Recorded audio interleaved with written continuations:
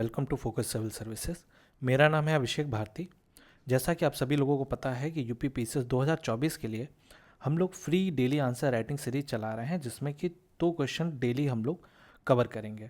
Okay, जिसमें कि हम लोग मॉडल आंसर प्रोवाइड आपको एक कराएंगे विथ वीडियो लेक्चर, और प्रीवियस ईयर क्वेश्चन जो कि 2018 से लेकर के 2023 तक के जो भी मेंस के क्वेश्चन कराए गए हैं, उसको हम लोग GS1 से लेकर के 4 तक के जो भी टॉपिक्स हैं उसको हम लोग कवर कर रहे हैं। और जैसा कि अभी हम लोग जो इस सीरीज़ में GS1 के ज्योग्राफी को उठाया है, उस क्वेश्चन को अभी कर रहे हैं। आप जा कर के प्रीवियस लेक्चर को देख सकते हैं। ओके, अब मैटर ऑफ द फैक्ट ये है कि इसे हम लोग कर क्यों रहे हैं, रीज़न क्या है कि देखिए, पहली बात कि अगर आप प्रीवियस ईयर क्वेश्चन को सॉल्व करेंगे तो चांसेस ये है कि आपको 20 में से कुछ नहीं तो 2 से 3 क्वेश्चन या 4 क्वेश्चन, जितनी प्रोबेबिलिटी है, आने के चांसेस होते हैं कि प्रीवियस ईयर क्वेश्चन से क्वेश्चंस आते ज़रूर हैं। ठीक, पहली बात ये, अगर आपको सीधे सीधे क्वेश्चंस मिल जाते हैं। दूसरी चीज़ जो इम्पॉर्टेंट इसलिए है कि एक आंसर को कैसे एक स्ट्रक्चर फॉर्म में लिखा जाए, उसे हम लोग समझेंगे। ओके, अप्रोच क्या होना चाहिए, डेटा फैक्ट्स जो भी है एक अच्छे कंटेंट के साथ मैं प्रोवाइड कराऊंगा, जो कि जिसका PDF मेरे टेलीग्राम चैनल पे आपको मिल जाएगा, और लिंक जो है आपको डिस्क्रिप्शन में मिलेगा। ओके, क्वेश्चन को कैसे डील करना है, कैसे अंडरस्टैंड करना है, उसे हमें समझना सबसे ज़्यादा ज़रूरी है जब भी किसी क्वेश्चन को अभी हम लोग डील करेंगे। ओके, अब जो बोनस चीज़ मैं लेकर के आ रहा हूँ इसमें यह है कि टॉपर की आंसर कॉपी को हम लोग समझेंगे। आइए देख लेते हैं, एक बार मैं दिखा देता हूँ आपको। ये देखिए, ये क्वेश्चन है प्रीवियस ईयर का पूछा हुआ 2020 का। ओके, और ये दूसरा क्वेश्चन है, और ये रहा आपका टॉपर का आंसर, जो कि 2023 में आदित्य श्रीवास्तव सर जिन्होंने रैंक 1 लाया है, उनकी ये कॉपी है। ठीक है, इसको हम लोग समझेंगे कि उन्होंने किस तरीके से लिखा है, किस तरीके से एक बेहतर आंसर लिखे कि जिसमें हम लोग बेहतर नंबर ला सकें और अंडरस्टैंडिंग के साथ हम लोग एक रैंक होल्ड कर सकें, सिलेक्शन ले सकें। ओके, मेन जो हम लोग का मेन मुद्दा है सिलेक्शन लेना। ओके, फालतू की बातें इधर उधर की नहीं करनी है, हम लोगों का जो भी एम है वो एम है सिलेक्शन लेना। ओके, और इसमें मैं डेली मैपिंग भी आपको कराऊंगा। ठीक है, डेली मैपिंग भी कराऊंगा। आइए चलिए शुरू करते हैं बिना समय वेस्ट किए। देखिए, ये है आसियान कंट्री के लिए। ठीक है, ये हमारे आसियान कंट्रीज़ हैं।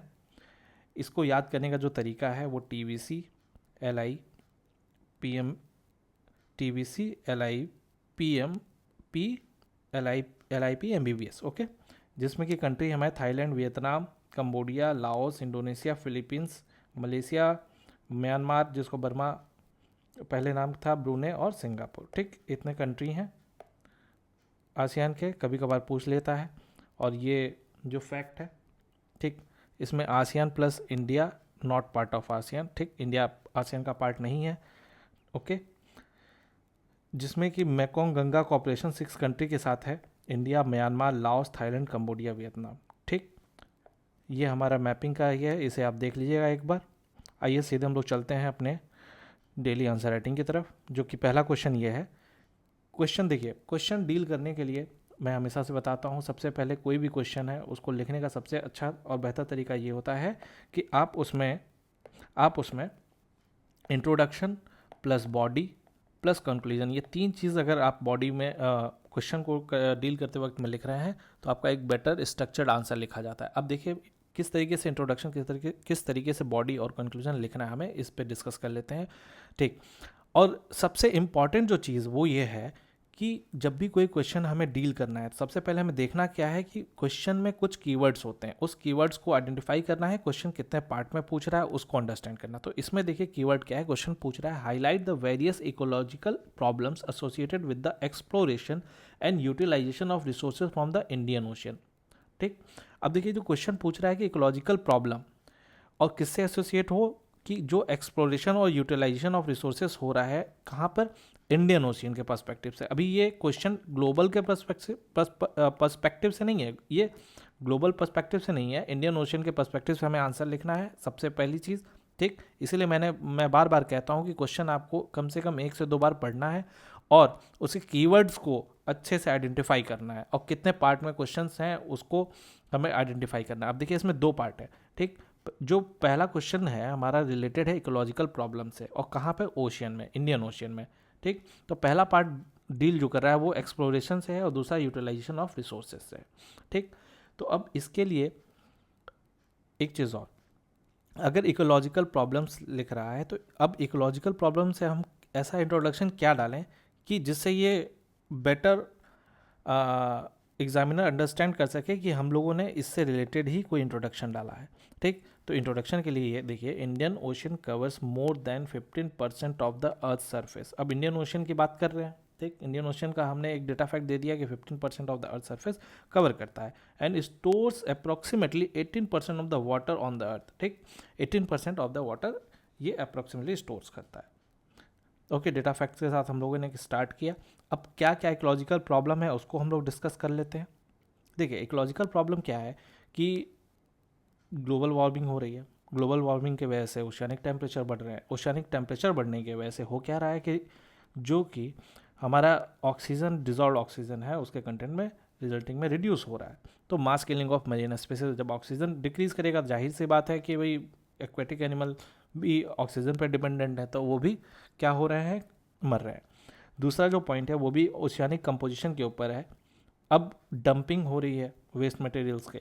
ठीक। जिसके वजह से एग्रीकल्चरल टॉक्सिक, जो भी एग्रीकल्चर टॉक्सिक वेस्ट होते हैं वो उसमें डंप हो रहा है, जो कि हमारे बायोडाइवर्सिटी को थ्रेटन कर रहा है। तीसरा जो पॉइंट है स्पेसीज इन्वेजन का है कि जब भी अगर कोई एक एरिया में क्षति ज़्यादा पहुंच रही है तो वो वहाँ के जो स्पेसीज हैं वो आकर के दूसरे जगह जाएंगे, एलियन आउट कम्पीट्स होगा, तो जाहिर सी बात है वो डिस्टर्ब होगा वहाँ का जो एरिया है। अब देखिए, जो चौथा पॉइंट है वो है coral bleaching. Okay, coral bleaching and loss of phytoplanktons. देखिए, कोरल ब्लीचिंग जो वर्ड है बहुत ही यूपीएससी चाहे यूपीपीसीएस में कोरल जो है बहुत इंपॉर्टेंट टॉपिक है।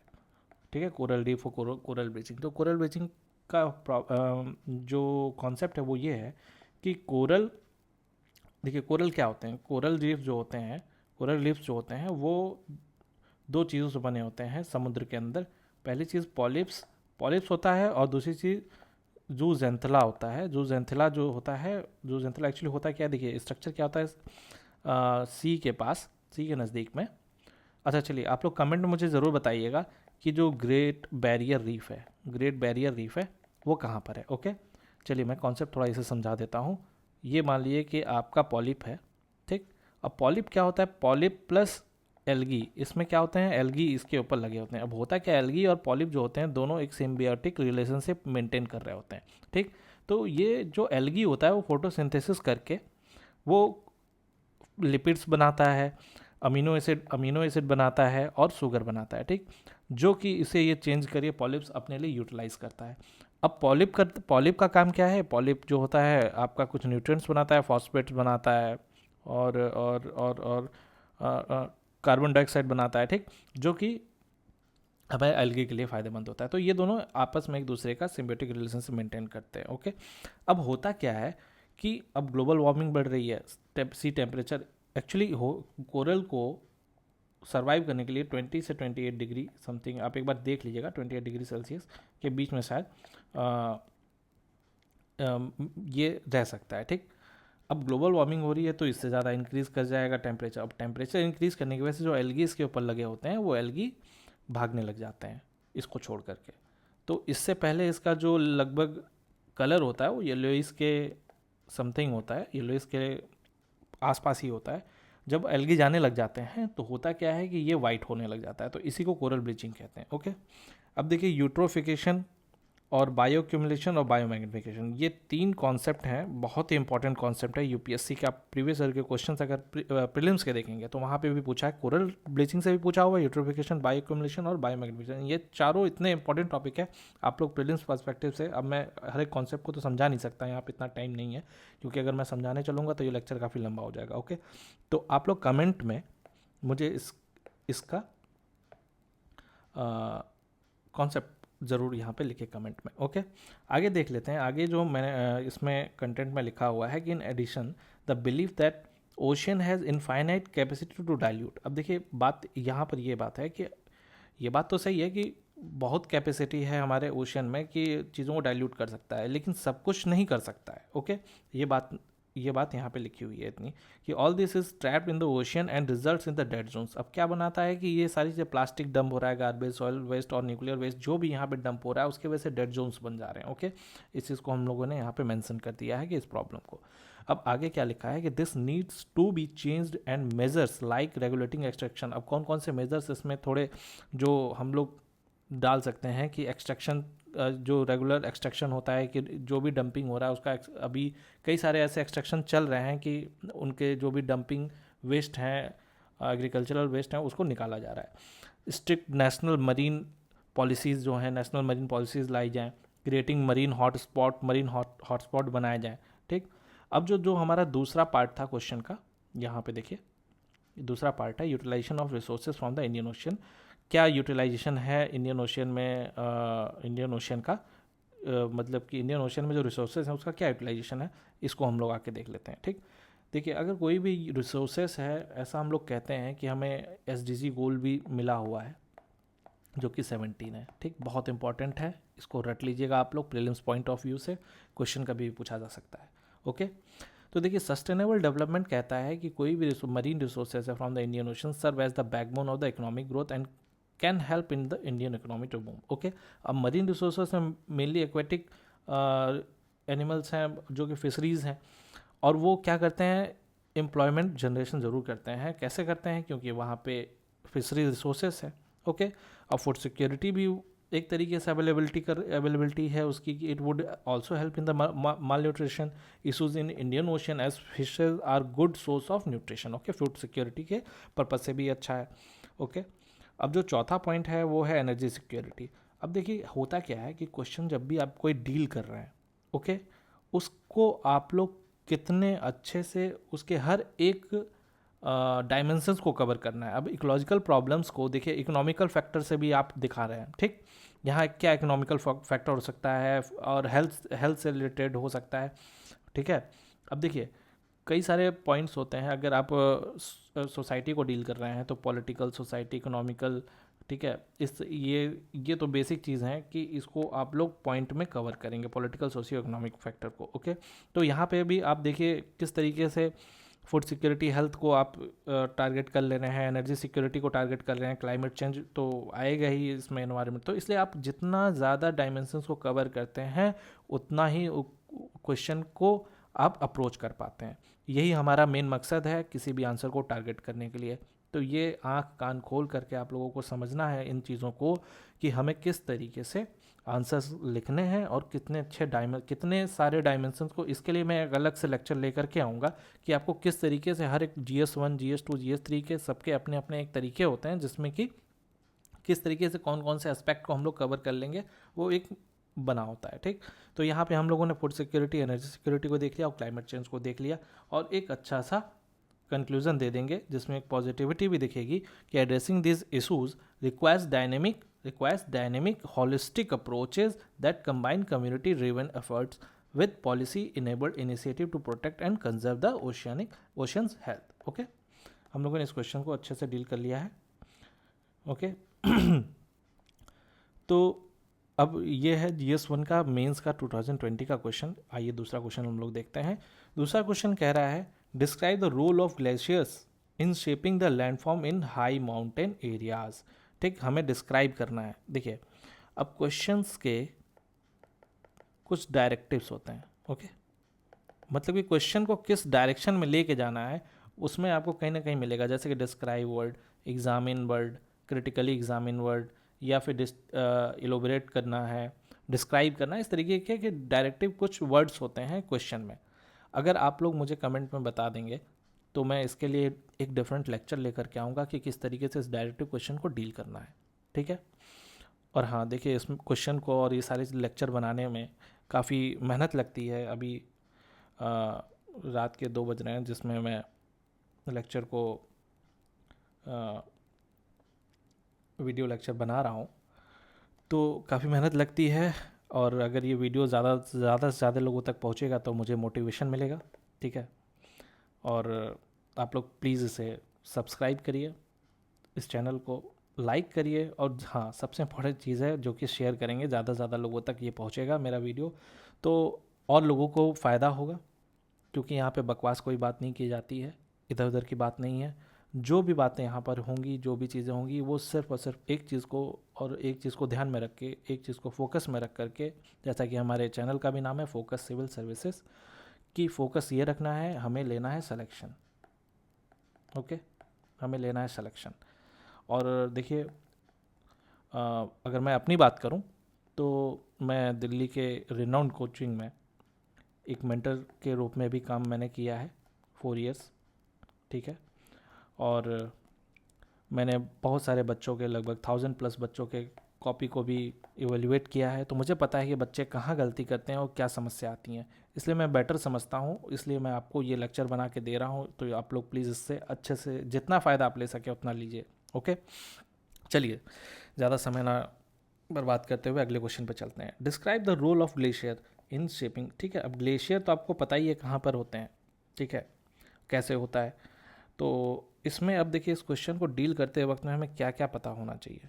पहली चीज़ कि ग्लेशियर से रिलेटेड टॉपिक है, तो ग्लेशियर के बारे में पता होना चाहिए। ग्लेशियर क्या चीज़ होता है, कहाँ पर होता है, ठीक, किस तरीके से वो शेप दे रहा है, किस तरीके, कौन से लैंडफॉर्म्स बना रहे हैं। तो ये क्वेश्चंस जो मेनली बात कर रहा है कि किस तरीके का लैंडफॉर्म ग्लेशियर फॉर्म करता है हाई माउंटेन एरिया में, ठीक। तो आइए देख लेते हैं कि हम लोगों ने इसको किस तरीके से डील किया इस क्वेश्चन को, ठीक। ये हमारा क्वेश्चन है, इसके ये आंसर है, ठीक। तो जो इसका हमें इंट्रोडक्शन देना है, जैसा कि मैंने बताया कि इंट्रोडक्शन, बॉडी और कंक्लूजन, ठीक। और जो सबसे इंपॉर्टेंट चीज़ होता है ज्योग्राफी में, ज्योग्राफी देखिए 90% ज्योग्राफी में हम बिना मैप के, मैप मतलब मैप इतना समझ लीजिए कि मैप आपको बनाना ही बनाना है। और रेयर ही हो ऐसा कि मैप ना बनता हो, लेकिन मैप अगर बनाते हैं तो आपको 1 से 2 नंबर आप प्लस होते हैं, ठीक।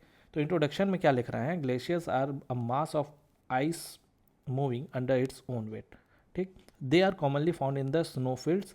अब ये क्या होता है, स्नोफील्ड्स में फाउंड होते हैं। ग्लेशियर आर अबाउट, अब यहाँ पे एक डेटा फैक्ट के साथ दे देते हैं कि 10% of the earth land surface जो है वो ग्लेशियर से कवर है। They are largest fresh water reservoirs on the earth, ठीक। अब बात यह है कि जो ग्लेशियर है उसमें कुछ प्रोसेस होता है, उसको बोलते हैं ग्लेशिएशन। अब ग्लेशिएशन में होता क्या है कि अगर मान लीजिए कि कोई माउंटेन है, माउंटेन का ये हाईलैंड है और ये लोलैंड है, ये लोलैंड एरिया है और ये हाईलैंड एरिया है, ठीक। यहाँ पे प्रोसेस होगा कि जो जनरल प्रोसेस होता है, अगर हाईलैंड एरिया है, ठीक, हाईलैंड एरिया है, तो वहाँ पर कौन सा प्रोसेस होगा, इरोड करेगा वो, अगर ऊपर से नीचे अगर आएगा, ठीक। और जब नीचे आ रहा है लोलैंड एरिया, तो वो क्या करेगा, ऊपर से अगर इरोड करके ले आ रहा है, स्क्रैच करके ले आ रहा है, तो यहाँ पे डिपॉजिट करेगा। तो ये जनरल आइडिया होता है, लेकिन ये एक्चुअली में ऐसा नहीं होता है कि जब वो इरोड कर रहा होता है तो डिपॉजिट भी कर रहा होता है, जब डिपॉजिट कर रहा होता है उसका इरोड भी कर रहा होता है, दोनों सारी चीज़ें प्रोसेस हो रही होती हैं। आई थिंक यहाँ पे कोई कन्फ्यूज़न नहीं होना चाहिए। अगर कन्फ्यूज़न है तो मुझे कमेंट में बताइएगा, ठीक। चलिए आगे बढ़ते हैं, ये बातें इतनी यहाँ पे लिखी हुई हैं। अब देखिए कौन कौन से लैंडफॉर्म बनते हैं, दो तरीके से लैंडफॉर्म बनते हैं।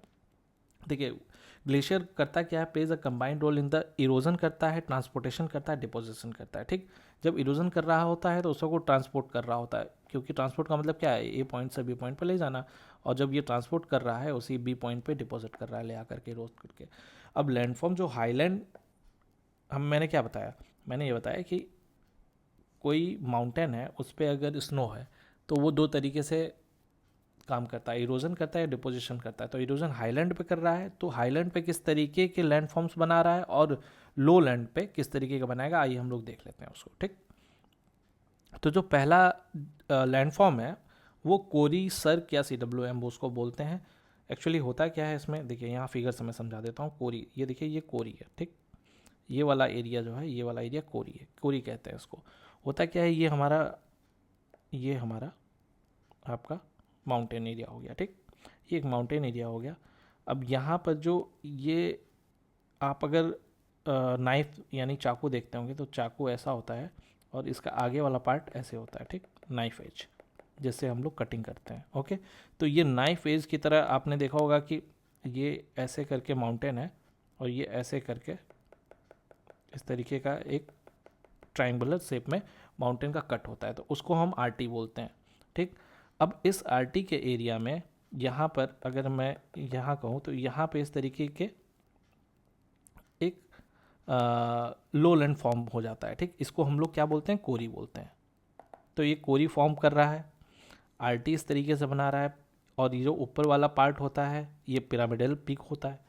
अब इन्हीं चीज़ों को मैंने यहाँ पर अब बता दिया है, और इस तरीके के ये जो फॉर्म हो रहा है यहाँ पे कोरी के अंदर में यहाँ पे, और वहाँ से ग्लेशियर जब पिघलता है तो नीचे यहाँ पर यू शेप वैली बनाता है, ठीक। ये यू शेप वैली है, और इसके जब ये मेल्ट होगा आइस आइस ग्लेशियर मेल्ट होता है तो वहाँ से ये फ्लो हो करके जो बेसिन्स बनाएगा, बेसिन्स, अब ये वाला एरिया क्या है, वाटरफॉल एरिया बना रहा है, यहाँ पर वाटरफॉल हो रहा है। अगर ऐसा एरिया है तो यहाँ वाटरफॉल होकर यहाँ पर आपका लेक बनाएगा, और जब यहाँ से वाटरफॉल हो रहा है तो जाहिर सी बात है कि उसके नीचे रॉक्स होंगे, रॉक्स पेबल्स होंगे, पेबल्स उसको ला करके जब नीचे रखेगा तो उसको हम लोग मोरेन बोलते हैं। तो होता क्या है, जब अगर साइड में रख रहा है तो मोरेन्स लेटरल मोरेन्स होते हैं, और जब नीचे रखेगा तो उसको ग्राउंड मोरेन बोलते हैं, ठीक। तो इसको मैंने इतने ही फिगर से सारे पॉइंट को यहाँ पे डिस्कस कर लिया है, कोरी, आर्टिज और यू शेप्ड ग्लेशियल ट्रफ। अब ये वाला फिगर यहाँ थोड़ा गलती से बन गया है, ये फिगर एक्चुअली में दूसरा है, जहाँ पर हम लोग लैंडफॉर्म ग्लेशिएटेड लो लैंड एरिया में देखते हैं। अब लो लैंड एरिया में देखिए कैसे बनता है फॉर्म। लो लैंड एरिया में होता क्या है, रोसे माउंटेन बनता है, रोसे माउंटेन में होगा क्या कि जब यहाँ पे डिपॉजिट हो रहा होगा तो वो, तब भी यहाँ पे मैंने बताया था ना कि अगर डिपॉजिट हो रहा है तो भी कुछ इरोजन हो रहा है, अगर नीचे के साइड आ रहा है तो होता क्या है कि कोई ऐसा फॉर्म हो रहा है, ठीक, डिपॉजिट होकर के नीचे पे, मान लीजिए यहाँ पे ऐसे करके यहाँ से आ रहा था, तो अब क्या होगा, ये मूव करेगा ना इधर साइड में, तो होगा क्या कि जब ये वाला ग्लेशियर इधर साइड में मूव करेगा तेज़ी से आने के बाद से, तो एक अप स्ट्रीम अब्रेजर बनाएगा। तो अब्रेजर में क्या होता है कि जब ग्लेशियर अब्रेज कर रहा होता है, ठीक, तो इसको ये सॉफ्ट बना देता है, ठीक। और जब ये नीचे के साइड में आएगा, डाउन स्ट्रीम प्लकिंग करेगा, तो यहाँ पे होता क्या है कि यहाँ पे ग्लेशियर जो होते हैं, आइस यहाँ पर इस वाले एरिया में जो गैप वाला एरिया होता है इसमें आइस फील्ड होते हैं, और जब ये अब्रेज होकर सॉफ्ट जो पेबल्स होंगे, जो भी रॉक होंगे, टूटे हुए रॉक होंगे, जब यहाँ पर आएंगे इस पे इस तरीके से, तो इसको तोड़ते हुए ले जाएंगे, प्लग करेंगे, ठीक, प्लग करेंगे तो ये एरिया ऐसा हो जाएगा। तो यही लिखा हुआ है, इतनी सी बात है इसमें कि this is a resistant residual rock hammock. The surface is treated by ice movement. Is treated by the ice movement. Its upstream side is smooth. ठीक, upstream side क्या हो रहा है, स्मूथ हो जा रहा है अब्रेज हो करके, और डाउन स्ट्रीम रफ एंड हो जाएगा, ठीक। इतनी सी बात है रोसे माउंटेन में। और दूसरी चीज़ है crag and tail. Crag and tail में देखिए बहुत इजी कॉन्सेप्ट है क्रेग एंड टेल में। अब होता क्या है, देखिए ये रॉक दो तरीके के होते हैं, एक तो रॉक मान लीजिए हार्ड होगा, एक सॉफ्ट होगा। तो हार्ड वाले एरिया में क्या होगा कि जो आइस आ रहा है उसको क्रैक नहीं कर पाएगा, ठीक, क्रैक नहीं कर पाएगा, और जो सॉफ्ट वाला एरिया होगा उसको क्रैक कर देगा। बस इतनी सी बात है। जो क्रैक नहीं हो पाएगा उसको क्रैक बोलते हैं, और जो क्रैक हो जा रहा है उसे टेल बोलते हैं, ठीक। ये वाला एरिया क्रैक हो गया, और ये वाला एरिया हमारा जो जेंटल एरिया है जो टूट रहा है वो टेल हो जाता है, ठीक। अब जो तीसरा और चौथा पॉइंट है वो एस्कर्स है और ड्रम लाइन्स है। देखिए एस्कर्स में होता क्या है कि जो अभी मैंने यहाँ पे दिखाया, ठीक है, ये जो मोरेन है, ठीक है ना, ये मोरेन यहाँ पर फॉर्म हो जा रहे हैं। अब इसमें होता क्या है कि यहाँ से ये मोरेन से जो पानी होता है फ्लो होने लग जाता है, तो इस वाले एरिया को एस्कर्न बोल देते हैं, ठीक। और ड्रम लाइन्स होता क्या है कि जो भी ये ग्लेशियल टिल बनाने लग जाता है, ठीक। तो हम लोगों ने इस क्वेश्चन को अच्छे से डील कर लिया है विथ फिगर, ठीक। अब जो लास्ट हमारा बचा हुआ है कि किस तरीके से टॉपर्स लिखते हैं, उसे आइए हम लोग देख लेते हैं एक बार। यहाँ से एक आइडिया लेंगे कि हम लोग किस तरीके से, किस डायरेक्शन में हमें चलना है कि एक बेहतर से बेहतर आंसर लिख सके, ठीक है। अगर आपको याद हो तो बचपन में जब भी आप लिखते होंगे, और 9th 10th 11th 12th में अपनी कॉपी जब यूनिट टेस्ट वगैरह या हाफ ईयरली होता रहा होगा, तो आप लोग जा करके देखते होंगे आपके जो भी नंबर आते होंगे, तो जिसके नंबर सबसे ज़्यादा आते होंगे आप लोग उससे कंपैरिजन करते होंगे, आखिर उसने ऐसा क्या लिखा था कि उससे नंबर ज़्यादा मिला। तो बस वही चीज़ है कि हमें यहाँ पे देखना है, एक आइडिया लेना है कि जो टॉपर बन रहा है कि रीज़न क्या है, कि उसे अगर एनालिसिस हम कर पाएँ और उसको अपने आंसर में ले करके आते हैं तो हम भी टॉपर बन सकते हैं। ओके, बस इतनी सी बात है। अब देखिए ये यूपीएससी ये यूपीएससी के टॉपर हैं और ये यूपीएससी के क्वेश्चंस मैं लेकर के आ रहा हूँ, लेकिन अगर हम इसको भी समझ लेते हैं तो हमारे लिए आसानी ही होगी यूपीपीसीएस को भी डील कर पाना। ठीक है, हालांकि दोनों के क्वेश्चन में काफ़ी डिफरेंस होता है, क्योंकि वहाँ पे बेसिक यूपीपीसीएस में बेसिक क्वेश्चन पूछे जाते हैं और यूपीएससी जो है थोड़ा एनालिटिकल है। ओके, अब देखिए जैसा कि यहाँ पे क्वेश्चन पूछा जा रहा है कि ये भी ज्योग्राफी का क्वेश्चन है, discuss why the Bay of Bengal is more prone to cyclone, मतलब कि अरेबियन सी में बे बंगाल की जो खाड़ी है वहाँ पे साइक्लोन क्यों ज़्यादा आता है, और also explain reason for the decrease in frequency of tropical cyclone, जब साउथ वेस्ट मानसून आता है तो वहाँ पर जो ट्रॉपिकल साइक्लोन है वो क्यों डिक्रीज हो जाता है। ठीक, ये 2 पार्ट में क्वेश्चन है। अब क्वेश्चन का जो हमें अंडरस्टैंड ये समझ में आ रहा है कि क्वेश्चन पूछ रहा है बे ऑफ बंगाल में क्यों ज़्यादा साइक्लोन्स आते हैं, क्यों आते हैं, तो इसका इंट्रोडक्शन भी हम यही इन्होंने यहाँ से स्टार्ट किया है। In the past 120 years only 14% cyclones have originated in the Arabian Sea and rest in bay of Bengal. ठीक, तो यहाँ पर एक इन्होंने एक हमें ओवरऑल पिक्चर दे दिया है कि अरेबियन सी में कम आते हैं, ठीक, और एक डेटा फैक्ट के साथ, और बे ऑफ बंगाल में ज़्यादा आता है जैसा कि डेटा फैक्ट बता रहा है। ठीक, और उसके बाद रीजंस बिहाइंड, अब सीधे आ गए हैं रीजंस पे, एक फिगर दे दिया, ये अरेबियन सी है, बे ऑफ बंगाल है। ठीक है, साइक्लोन पाथ ऐसे है और साइक्लोन डिफ्लेक्ट जो होता है वो ऐसे हो जाता है अरेबियन सी में। तो पहला जो रीज़न दे रहे हैं साइक्लोन आने का कारण क्यों है बे ऑफ बंगाल में, वो है इमरजेंट कोस्ट। ठीक, इमरजेंट कोस्ट होता है क्योंकि ये कोस्टल एरिया है। ठीक, इस तरीके से है। तो होता क्या है कि इस कोस्टल एरिया में साउथ वेस्ट मानसून, देखिए हमारा इक्वेटर है, ठीक, यहाँ से साउथ वेस्ट मानसून जब आता है, ठीक है, तो ये दोनों यहाँ डिवाइड हो जाते हैं। अब ये जब डिवाइड होते हैं तो यहाँ पर एरिया ज़्यादा होता है जिसमें साइक्लोन बनने के चांसेस होते हैं। अब साइक्लोन के लिए मैंने एक अलग लेक्चर बनाया, वहाँ जाके देख सकते हैं, साइक्लोन के क्वेश्चन को डील किया था, वहाँ पे अच्छे से साइक्लोन को समझाया। ठीक, अब यहाँ पे समझाने चलूँगा तो टाइम ज़्यादा हो जाएगा। और दूसरा पॉइंट लिखा है मोर सी सरफेस, मतलब कहने का मतलब यह है कि पॉइंट्स को कवर कैसे करना है इसे हमें देखना है, बेसिक हमें आइडिया ले लेना है। ठीक है, more sea surface temperature in bay of Bengal, sea surface वहाँ पे ज़्यादा है, मैंने जैसे बताया कि ये वाला एरिया यहाँ पे सी सरफेस एरिया ज़्यादा है in comparative to Arabian Sea. ठीक, अगला more moisture Bengal, Bay of Bengal में मॉइस्चर, अब एरिया ज़्यादा है तो मॉइस्चर भी ज़्यादा होगा, जाहिर सी बात है। Remnant from the South China Sea cross over the intensified lower vertical wind shear. अब लोअर वर्टिकल विंड शेयर क्या है, इसको भी मैंने वहाँ पे समझाया हुआ है, अब वहाँ जाके देखिए उस लेक्चर को जिसमें मैंने ये साइक्लोन वाले क्वेश्चन को डील किया है। अब दूसरे पार्ट को इन्होंने डील किया है, this has led to the many cyclones like Yaas etcetera in Bay Bengal however. अब देखिए एक टॉपर में और एक नॉर्मल पर्सन में एक सबसे बड़ा अंतर ये होता है कि कोई भी आंसर को डील आप कर रहे हैं तो देखिए यहाँ पे कितनी अच्छी बात है, यास एक एग्जांपल दे दिया और रिसेंट एग्जांपल के साथ ये देंगे।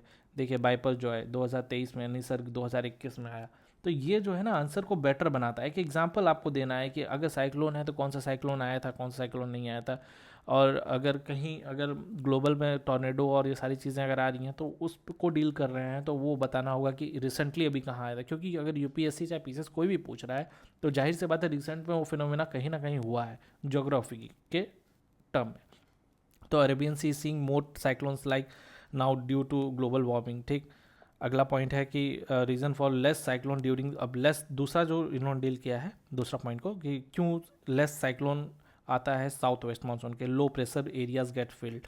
ठीक है, vertical wind shear, easterly jet stream की वजह से डिस्पर्स डिप्रेशन, और लास्ट में इन्होंने क्या किया है, हियर देर एक कंक्लूजन दे दिया है, here there is need to adopt deft adaptation mitigation to prevent damage by cyclone. ठीक, एक पॉजिटिव पॉइंट के साथ इन्होंने, और ये जो क्वेश्चन है आपका 150 वर्ड्स में डील करना है, 10 मार्कर का क्वेश्चन है, इन्होंने बेहतर तरीके से डील कर दिया है। 5 पॉइंट कम से कम यहाँ दिया है, 5 पॉइंट 4 पॉइंट यहाँ पर, और सारी चीज़ों को एक अच्छे एग्जाम्पल के साथ भी इन्होंने समझा दिया है। तो ये होता है टॉपर लाइक आंसर लिखना।